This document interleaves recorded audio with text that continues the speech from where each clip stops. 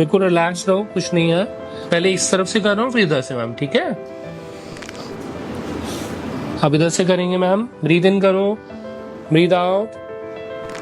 क्या आपने कभी सोचा है जब हम कायरोप्रैक्टिक करते हैं और उसमें क्रैक साउंड आते हैं तो ये किस चीज की आवाज होती है? ये आवाज हमारे स्पाइन के एपोफिजियल जॉइंट्स के अंदर जो फिल्ड गैसेस होती है वो रिलीज होने की वजह से आती है, और ये बिल्कुल सेफ होता है।